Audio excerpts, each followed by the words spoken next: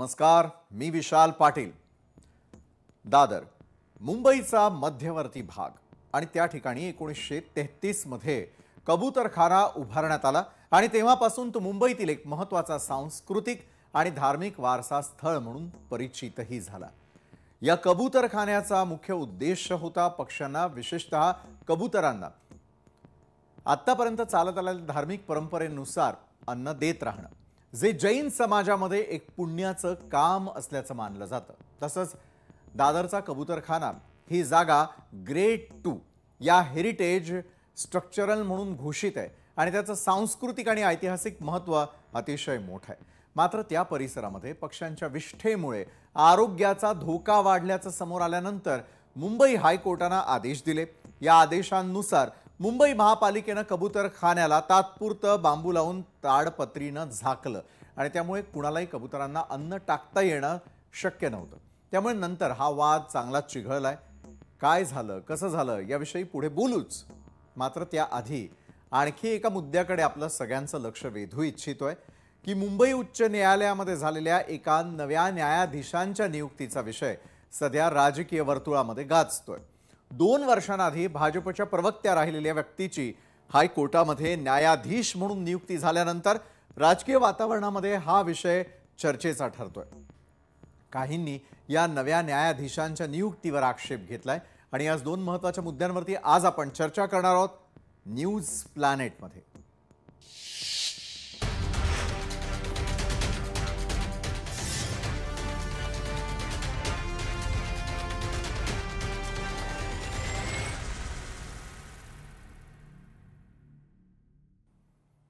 मुंबईमधील दादर परिसरामध्ये असलेल्या कबूतरखान्याला ताडपत्रीनं झाकल्यानं मोठा राडा झालाय।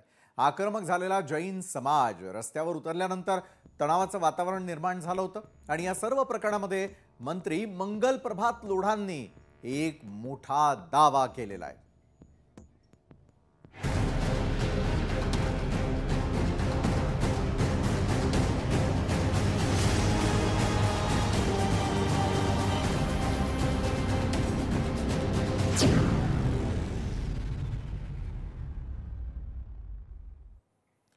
मुंबईच्या दादर परिसरामधील कबूतरखाना हा सध्या धार्मिक भावना आणि आरोग्य विषयक धोरणांमधील समतोलाचाच प्रश्न बनलाय। मुंबई महानगरपालिकेने 1933 मध्ये स्थापन झालेल्या कबूतरखान्यावर कबूतरांना अन्न टाकण्यास बंदी घातलेली असून या मागची कारण म्हणजे परिसरातील अस्वच्छता, कबूतरांच्या विष्ठेमुळे होणारे श्वसनाचे आजार आणि स्थानिक रहिवाशांच्या काही तक्रारी। ही सर्व कारवाई मुंबई उच्च न्यायालयाच्या निर्देशानुसार करण्यात आलेली असून त्यात सार्वजनिक आरोग्य आणि नागरी स्वच्छतेचा विशेष उल्लेख आहे। मात्र या निर्णयामुळे जैन समाजामध्ये तीव्र नाराजी व्यक्त करण्यात आली। कबूतरांना दाणे टाकणं ही जीवदया या धार्मिक तत्वाशी निगडित परंपरा असून या प्रकारची थेट बंदी ही श्रद्धांवर आघात करणारी असल्याचं जैन समाजाचं मत आहे। मंगळवारी झालेल्या बैठकीमध्ये कबूतरखाने बंद न करता त्या ठिकाणी पक्ष्यांना नियंत्रित स्वरूपामध्ये खाणं देण्यात यावं असे निर्देश महापालिकेला देण्यात आले। तसंच दादर कबूतरखान्यावरील ताडपत्री काढण्याचे आदेशही देण्यात आलेले होते। मात्र मुंबई महानगरपालिकेकडून ही ताडपत्री हटवण्यास उशीर झाला आणि त्यामुळे बुधवारी जैन समाज प्रचंड आक्रमक झाला। काही नागरिकांनी तर महापालिकेने लावलेल्या प्लास्टिक कवचाला फाडण्याचा प्रयत्न केल्यामुळे पोलीस बंदोबस्त वाढवावा लागला। आता या संपूर्ण प्रकारावरती मंत्री मंगल प्रभात लोढा यांना विचारण्यात आलं असता त्यांनी एक मोठा दावा केलेला आहे। काय म्हणतायत स्वतः मंगल प्रभात लोढा पाहूया। जे काही सकाळी ते झालं ते फार चुकीचा होता। मी या बघितला, नंतर मी अधिकाऱ्याशी पण बोललो आणि मध्ये जाऊन ते ट्रस्टियांशी पण बोललो।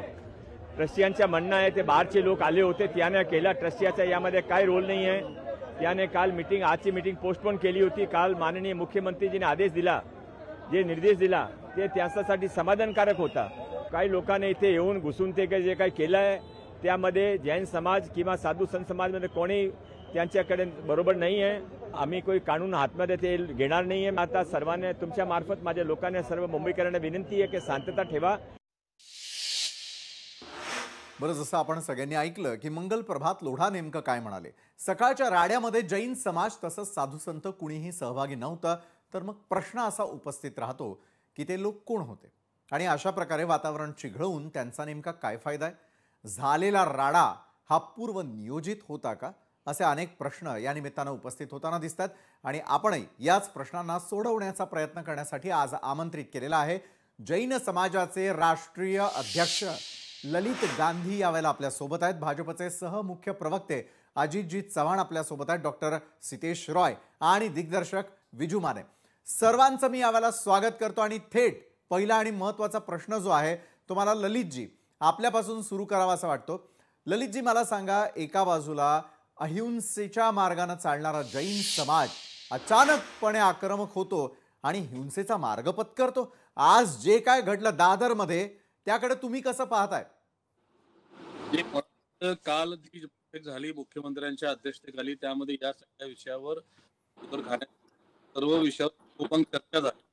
सरकार अतिशय सकारात्मक होतं की सर्वसामान्य लोकांच्या आरोग्याला धोका होता कामा नये, कबूतरांना सुद्धा त्यांचा जगण्याचा हक्क मिळाला पाहिजे आणि समाजाच्या भावना सुद्धा आदर राखला गेला पाहिजे आणि असा समन्वय करून या हायकोर्टामध्ये सरकारतर्फे म्हणणं मांडलं जाईल, बीएमसी म्हणणं मांडेल आणि एक समन्वयाचं भूमिका घेण्याची झाली होती. आणि जैन समाजाच्या कालच्या मधून समाज जे पूर्वनियोजित आंदोलन होतं ते आंदोलन स्थगित केल्याच्या सूचना काल त्या ट्रस्टने बोर्डवर लावल्या. सगळ्यांना लोकांना तो मेसेज पोहोचला नसेल, त्यामुळे काही त्या ठिकाणी आणि लोकांना अपेक्षित होतं की काल झालेली चर्चा तर आज किंवा महापालिकेने कबूतरांना केलं, त्यामुळे तात्कालिक भावनांचा उद्रेक होता. याचं मी कारण जैन समाजाची बरोबर आहे ललितजी, जसं तुम्ही म्हणताय की तुम्ही समर्थन करत नाही, मात्र भावनांचा उद्रेक तर आज सगळ्यांनी पाहिला. यावेळेला भाजपचे सहमुख्य प्रवक्ते अजितजी चव्हाण, मी आपल्याकडे येईल. अजितजी, एका बाजूला सरकारची भूमिका, एका बाजूला न्यायालयाचं म्हणणं, एका बाजूला महापालिका बोलताना दिसते, तर आक्रमक समाज थेट रस्त्यावरती उतरतो. एकसंधता किंवा एकवाक्यता कुठेच नाही आहे, त्यामुळे हे सगळे प्रकार घडताय असं आपण म्हणायचं का अजितजी? कारण मंगलप्रभात लोढांचं म्हणणं आहे की त्यामध्ये समाजाचे धर्मगुरू किंवा त्या ठिकाणी असलेले जे नागरिक आहेत त्यांचा समावेशच नाही, मग बाहेरचे लोक येतात कुठे? धाक कुणाचा शिल्लक राहिला नाहीये. अजितजी, नाही, याच्यामध्ये विशालजी, मी अत्यंत नम्रपणे आपल्या माध्यमातून सर्व मंडळींना एक आवाहन करू इच्छितो की हा जो सब्जेक्ट आहे, ठाणे मुंबई MMR रिजन मध्ये पिजन्समुळे, कबुतरांच्या विष्ठेमुळे जे आजार होत आहेत, म्हणजे हे सगळ्यांनाच होतात का तर नाही, पण जे वयोवृद्ध आहेत, लहान मुलं आहेत आणि जे संवेदनशील आहे, ब्रांकायटिस सारखे आजार, इथे वैद्यकीय तज्ञ आहेत, ते आपल्याला अधिक चांगल्या पद्धतीने सांगू शकतील. पण क्रोकोटॉकस आणि आस्परजिलस अशा प्रकारची जी भयानक बुरशी आहे ती या कबुतराच्या विष्ठेमध्ये असते.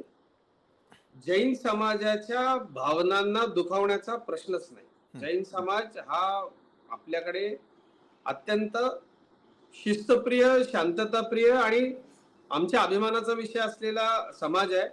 विशेषतः या समाजातल्या क्रांतिकारी संतांमुळे, साध्वीजींमुळे, माताजींमुळे समाजामध्ये अत्यंत चांगल्या पद्धतीने योग्य तो संदेश जातो. पण आजची जी इथली भूमिका आहे, माननीय मुख्यमंत्री ज्या वेळेला एखाद्या गोष्टीचं आवाहन करतात आणि मला असं वाटतं त्या आवाहनाला अत्यंत उत्तम प्रतिसाद मिळालेला होता, ते आंदोलनही मागे घेण्यात आलं होतं. पण जे आज त्या ठिकाणी घडलं ते जैन समाजाच्या, आमच्या गुरूंनाही, जैन समाजालाही अपेक्षित नाहीच आहे. पण मला एक गोष्ट इथे सांगायची आहे विशालजी, मी ज्या समाजाचं प्रतिनिधित्व करतो, आमचा लढवय्या समाज आहे, मी मराठा आहे. माझ्या कुटुंबामध्ये अजाबळीची परंपरा होती. आमच्याकडे दसऱ्याला, भवानीला रेडा बळी देण्याची परंपरा होती. पण कालौगामध्ये या परंपरा आम्ही बंद केल्या. तिथे आता एक कणकेचा रेडा ठेवला जातो, त्याचा बळी दिला जातो. अजाबळीची पद्धत बंद झाली आहे. आमच्याकडे बहुतांश लोक तर आता शाकाहारी आहेत. परंतु मला असं वाटतं की धार्मिक भावना लोकांच्या जीवापेक्षा धार्मिक भावना मोठ्या असतात. आम्ही बदललो ना. आमच्याकडे सतीप्रथा होती, बाकीच्या तर सगळ्या गोष्टी होत्या. पण जीवांचा विचार करत असताना मला असं वाटतं जैन समाज तेवढा प्रागतिक समाज आहे, तेवढा समजूतदार समाज आहे. आणि आपण कंट्रोल फिडिंग होता या प्रश्नाचंच तर आपल्याला सगळ्यांना उत्तर शोधायचं आहे. यावेळेला दिग्दर्शक विजू माने देखील आपल्या सोबत आहेत. विजू मानेजी, मला आपल्याला एक प्रश्न करावासा वाटतो की कुठलाही समाज असू दे, कुठलाही धर्म असू दे, सगळीकडे भूतदया ही शिकवली जाते. मात्र भूतदयेवरून होणारं राजकारण तुम्ही देखील पहिल्यांदा पाहताय का?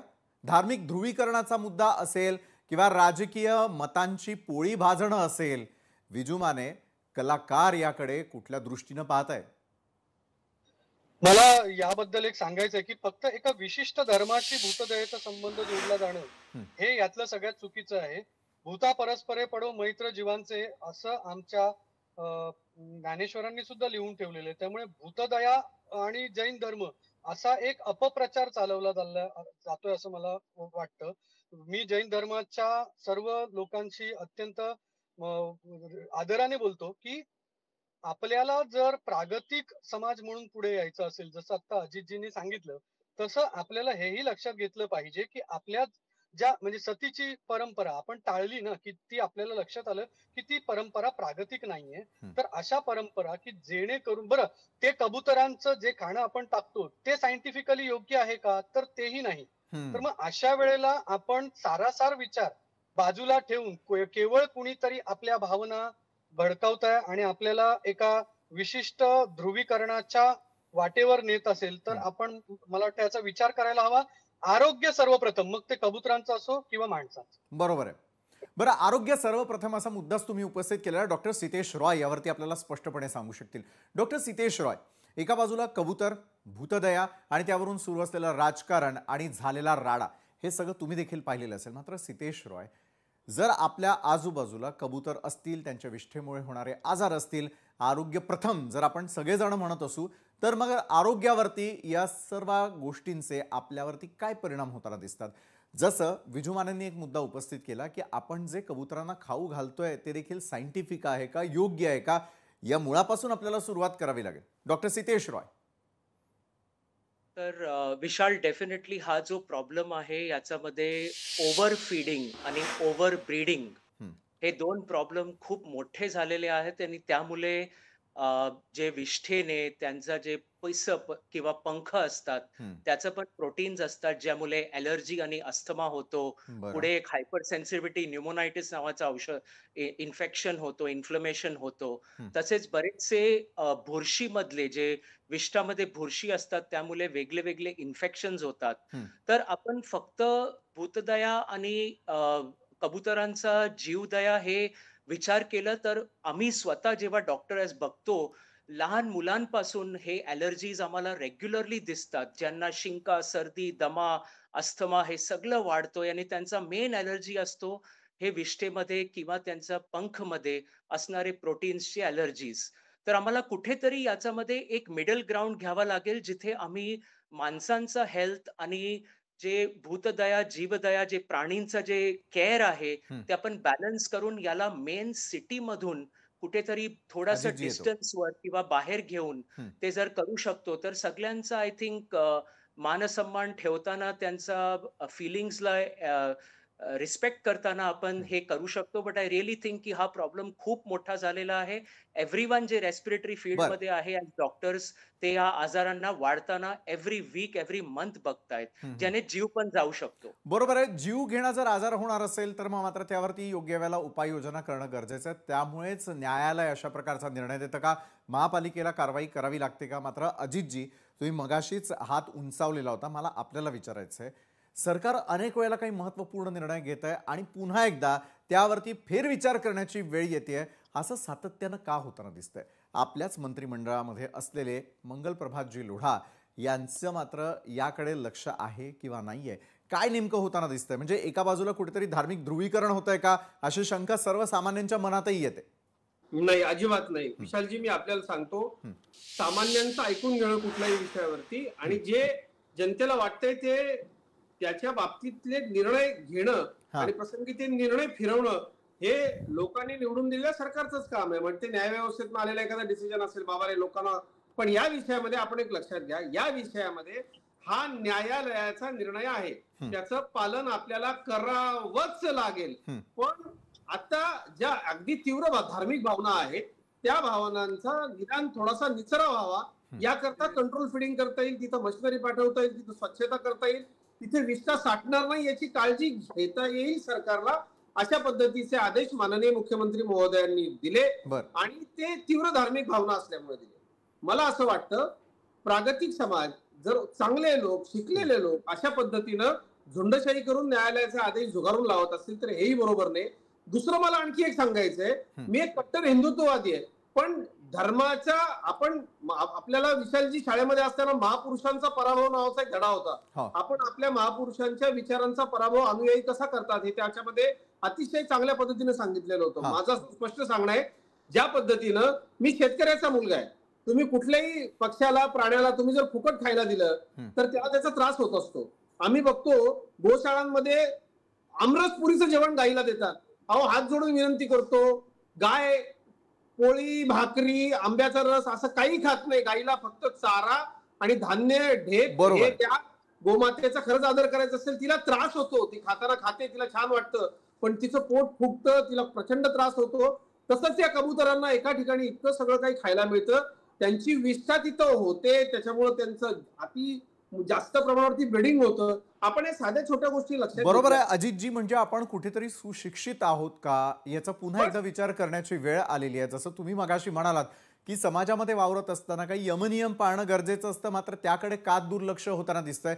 दुसरीकडे न्यायालयाच्या प्रत्येक निर्णयाचा जर आपण सगळ्यांनी आदर करायचा आहे, मग आज ज्यांनी अनादर केला ते कोण होते या प्रश्नाचं उत्तर मी घेणार आहे जैन समाजाचे राष्ट्रीय अध्यक्ष ललित गांधी यांच्याकडून. आणि ज्या महत्त्वाच्या विषयावरती आपण चर्चा करतोय, ज्याकडे आवर्जून लक्ष देण्याचा प्रयत्न आज मंगल प्रभातजी लोढा यांनी केलेला होता, ते स्वतः आपल्या सोबत या चर्चेमध्ये जोडले गेलेले आहेत. मंगल प्रभात लोढाजी, खूप खूप आपलं स्वागत आजच्या न्यूज प्लॅनेटमध्ये.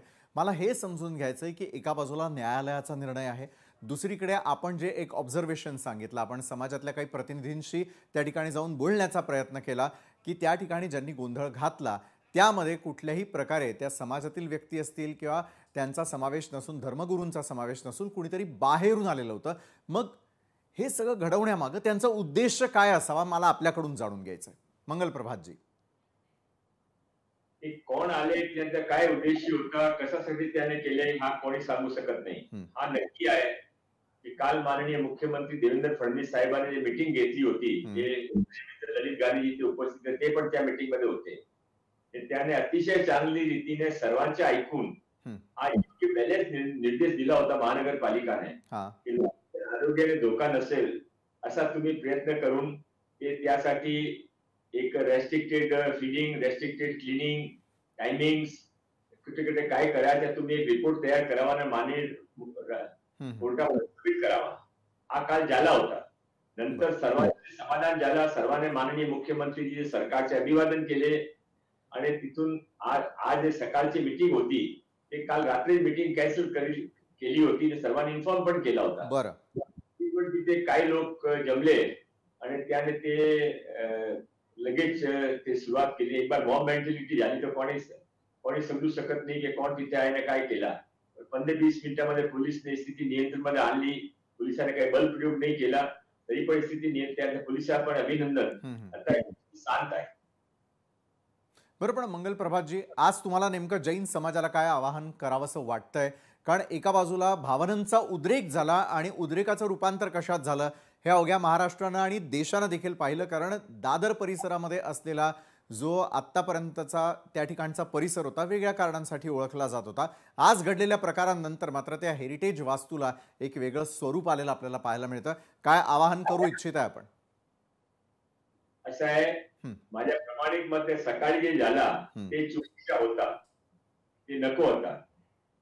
आता माझ्या आव्हाने माझी सर्वांनी रिक्वेस्ट आहे ते सर्वांनी एकत्र होऊन माननीय मुख्यमंत्रीजींनी निर्देश दिलेले आहेत त्या निर्देशाचं पालन कसं होईल. माननीय उद्याचे जे हायकोर्टचा केस आहे त्यामध्ये कसा ते हायकोर्ट त्याच्यावर रिएक्शन करतील ते नंतर जे आपण सरकारचे बरोबर राहून, सर्वांनी बरोबर घेऊन, समाजाचे बरोबर राहून आपण काय केलं पाहिजे, उद्रेकामध्ये काय केलं त्याचा लाभ कमी होता, नुकसान जास्त होता. बरं मंत्री महोदय, मला तुम्हाला आणखी एक प्रश्न विचारावासा वाटतो. एका बाजूला भावनांचा आणि धार्मिक गोष्टींचा समावेश आहे, तर दुसरीकडे आरोग्य याला महत्त्व देणं देखील तितकंच गरजेचं आहे. या दोघांचा समतोल सरकार कसा साधणार आहे? त्यासाठी माननीय मुख्यमंत्रीजीने महानगरपालिकाने निर्देश दिला होता की तुम्ही योग्य एक्सपर्ट्सने संपर्क करून कसा काय मार्ग काढू शकता ते संपर्क करून एक स्कीम त्याने बनवण्यात सांगितला होता. कोर्टामध्ये सबमिट करायची, कोर्टाची अप्रुव्हल नंतर ते इम्प्लिमेंट करायची असा निर्देश माननीय मुख्यमंत्रीजीचा होता. आणि व्हॅलिड आहे, ते सर्वांसाठी आनंदच आहे. बरोबर. एका बाजूला निर्देशांचं पालन होणं गरजेचं आहे आणि समाजाला आपण शांत राहण्याचं आवाहन करतायत. धन्यवाद, तुम्ही आमच्या सोबत जोडला गेलात त्यासाठी. थेट मी ललित गांधी आपल्याकडे येतो. ललितजी, मंगल प्रभात लोढांचं देखील काय म्हणणं आणि सरकारने काय आवाहन केलेलं आहे ते आपण पाहिलं. मग आज घडलेल्या उद्रेकाला कोण कारणीभूत आणि त्यातून झालेली जी चिघळलेली परिस्थिती आहे त्यांच्यावर काय कारवाई व्हावी असं आपल्याला वाटतं? ललितजी. नाही, आता एक मगाशी विजू माने साहेब जे बोलले, ही मुद्दा एक महत्वाचा आहे की जीवदया किंवा भूतदया ही काही एकट्याच जैन समाजाची मक्तेदारी नाही. अनेक समाज आहेत, सनातनी समाज आहेत, हिंदू धर्म आहे, वैष्णव लोक आहेत, जे सुद्धा या जीवांच्या प्रती प्रेम करतात. कबुतरांच्या साठी प्रेम असलेले असे अनेक लोक आहेत आणि अशा सगळ्या समाजाची लोक तिथं या विषयाशी जोडले गेलेले आहेत. पर्टिक्युलरली दादरच्या कबूतरखान्याच्या विषयावर सुद्धा डॉक्टर रॉयने जो मुद्दा सांगितला तोही अत्यंत महत्वाचा होता की काल परत संख्या वाढली किंवा त्यानंतर होणारे नवे दुष्परिणाम बसायला तर मला एक बॅलन्स सोल्युशन काढलं पाहिजे. तर ही जे प्रतिमा दाखवली जाते की जैन समाजाने राडा केला किंवा जैन समाज आरोग्याला महत्व देत नाही किंवा जैन समाज, ही चुकीचं आहे.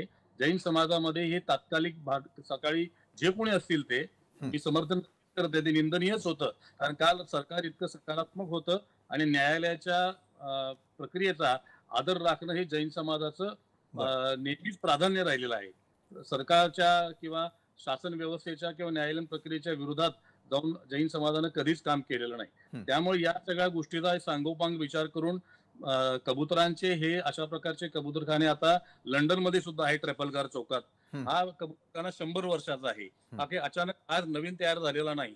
लोढाजींनी जसं मग सांगितलं की एक संतुलित भूमिका, त्यांनी काही ऑप्शन सुद्धा दिले होते, जसं कमी वस्ती असलेल्या ठिकाणी हे कबूतरखाने नेता येतील का. मुख्यमंत्री हेच सांगितलं की सार्वजनिक आरोग्य याला प्राधान्य दिलं जाईल, त्याचवेळी कबुतरांचा जगण्याचा हक्क सुद्धा अबाधित ठेवून आपल्याला याचं सायंटिफिक सोल्युशन काय करता येईल, स्वच्छतेच्या काय तंत्रज्ञान उपलब्ध आहेत, टाटाकडे काही मशीन्स आहेत, किंवा अशा सगळ्या गोष्टीचा विचार करायचा, अचानक बंद करू नये. आणि ह्या सगळ्या गोष्टीचा विचार करून एक त्यातले तज्ञ लोक जसे डॉक्टर्स असतील किंवा कबुतराच्या संदर्भातला अभ्यास करणारे लोक असतील, अशा सगळ्या लोकांना सोल्युशन काढेपर्यंत हे कबूतर मरून एक पर्याय व्यवस्था बीएमसी ना त्यांच्या फिडिंगची करावी. बरोबर आहे.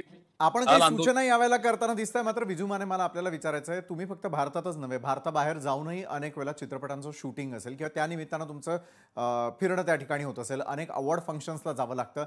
तिथली कार्यपद्धती, इथली कार्यपद्धती यामध्ये फरक आहे. आपण एका बाजूला प्रगत झाल्याचंही म्हणतो, मात्र दुसरीकडे धार्मिक भावना दुखावू नये यासाठी देखील आपल्या समाजामध्ये अनेक संवेदनशील लोक आहेत की ज्याची आपल्याला काळजी घ्यावी लागते. मग अशा वेळेला आपण स्वतःला कुठे पाहावं, काय पाहावं, हा देखील एक महत्त्वाचा प्रश्न आहे. कारण आज कबुतरांची विष्ठा आणि त्या ठिकाणी असलेले कबूतरखाने यामुळे सगळेच जण या चर्चांमध्ये भाग घेऊ इच्छितात, बोलावंसं वाटतंय. कारण एका बाजूला सामाजिक आरोग्य महत्त्वाचं आहे आणि शारीरिक आरोग्य देखील तितकंच महत्त्वाचं आहे. विजू माने. हो, मला त्यातला एक मुद्दा असं सांगायचा आहे की बाहेरच्या देशांमध्ये ज्यावेळेला आपण कबूतरखाने बघतो किंवा आपल्याकडे 100 वर्षापूर्वी हा कबूतरखाना आपल्याकडे स्थापन केला गेला, पण 100 वर्षापूर्वीची परिस्थिती आणि आताची परिस्थिती याच्यात नक्कीच फरक असेल.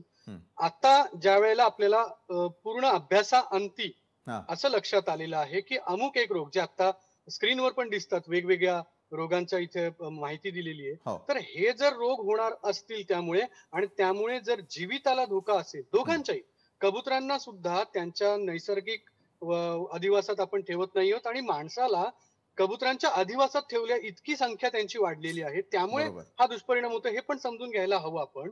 जसं माझ्या घरी जर डेकून झाले, माझ्या घरी मच्छर झाले, तर मी त्याच्यासाठी प्रतिबंधात्मक उपाय करेन ना. तर हा प्रतिबंधात्मक उपाय, पण जसं म्हटलं गेलं की ते ज्या वेळेला कोर्टाने आपल्याला निर्णय दिलेला आहे त्यावेळेला आपण माननीय कोर्टाने सांगोपांग चर्चा केली असणार, त्याच्यावर विचार विमर्श झाला असणार, त्याच्यावर दोन्ही पक्षांकडून काहीतरी सांगितलं गेलं असणार. तर हा सुद्धा एक मनाचा मोठेपणा दाखवायला हवा आपल्याला. आणि ही जर आपल्याला असं वाटतंय की हे चुकीचं आहे, यामुळे मानवी जीवनाला अपाय पोचतो आहे, तर मानव सुद्धा त्या भूतदयेत यायला हवा, असं माझं म्हणणं. खरोखर आहे. अजितजी, मी आपल्याकडे येतो पुन्हा एकदा. अजितजी, एका बाजूला कबूतर या विषयावरून राजकीय रंग त्याला दिला जात असल्याचं पाहायला मिळतं, कुठेतरी धार्मिक रंग दिल्याचं जायला पाहत असतं. मात्र समाजामध्ये माणूस महत्त्वाचा की मग आता इतर प्राणी आणि पक्षी महत्त्वाचे? जसं की प्रत्येकाला आपला स्वतःचा नैसर्गिक अधिवास महत्त्वाचा आहे, तशाच प्रकारे त्यांना ओव्हरफीडिंग असेल, त्यातून होणारे दुष्परिणाम असतील, जी सरमिसळ होताना दिसते की मानवी वस्त्या आहेत, बाजूलाच पशु पक्षी जर इतक्या मोठ्या प्रमाणात येत असतील, तर मात्र भविष्यासाठी ही धोक्याची घंटा आहे. अजितजी. विजयराव म्हणाले तसं अगदी खरंय की माणूस त्या भूतदयेमध्ये येतो ना, आणि आपण कायद्याचं पालन करणारे सभ्य लोक आहोत. जेव्हा न्यायालय सांगतं एखादी गोष्ट, न्यायालयाच्या आदेशाच्या विरोधामध्ये जर आंदोलन होत असते, आणि आता सगळ्यांनीच भूमिका स्पष्ट केलेली आहे. जैन समाजाचे राष्ट्रीय अध्यक्ष ललित भाऊ स्वतः इथं आहेत. त्यांनी समाजाची भूमिका स्पष्ट केली की हे त्यांना मान्य नाही. मान्य मंत्री मंगल प्रभात लोढांनी सांगितलेले की हे मान्य नाही. कंट्रोल फिडिंग झालं पाहिजे, हा त्याच्यावरती माननीय मुख्यमंत्री महोदयांनी चांगला मध्यम मार्ग काढलेला आहे. पण परिस्थिती बदलत असते, तसा आपण आपले विचार बदलले पाहिजे. धर्म सुद्धा हा आपल्याकडे, आपण आपल्या वारकरी संप्रदायानं, आपल्या सनातन धर्मामधल्या इतर अनेक पंथांनी आपण बदल स्वीकारले ना, म्हणजे आमच्या धर्मात हे म्हटलंय म्हणून आम्ही हे करणारच, अशा पद्धतीनं ग्रंथ प्रामाण्यामुळं या जगामध्ये सर्वाधिक हत्या झालेल्या आहेत, किंवा ग्रंथ प्रामाण्यामुळं या जगामध्ये सर्वाधिक हिंसा झालेली आहे.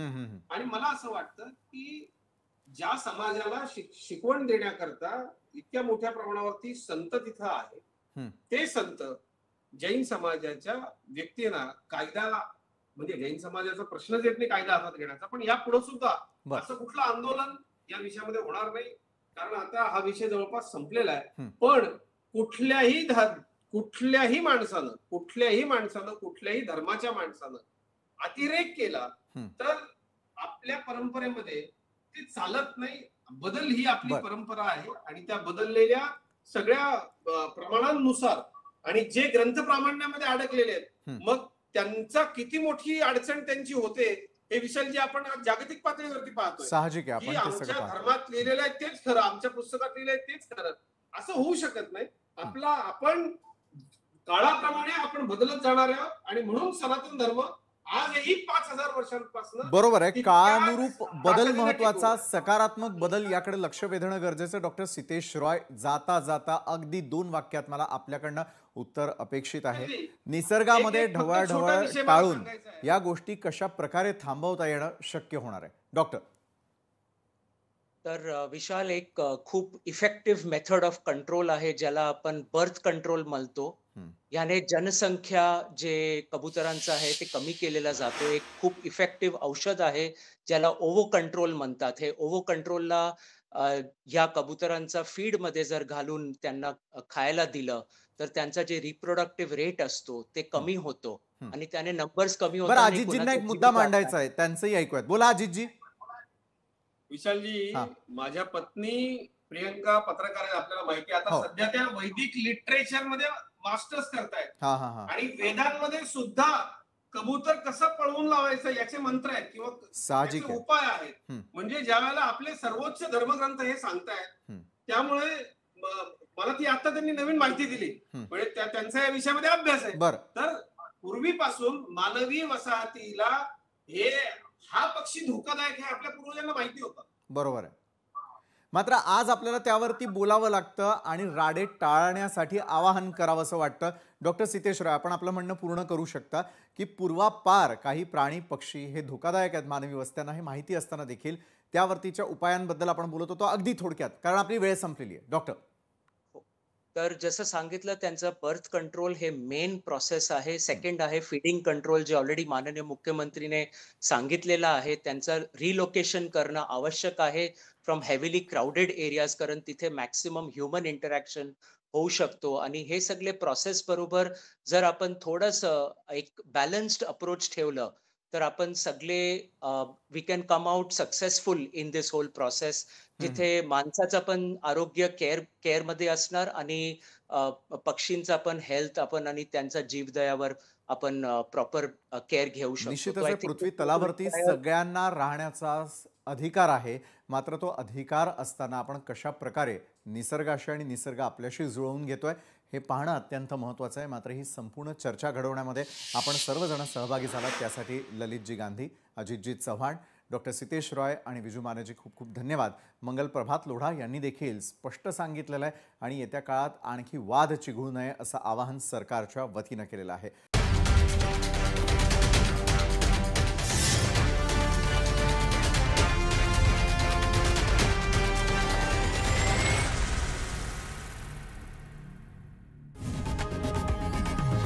लोकशाही मराठी ऐका, पहा, जागरूक रहा.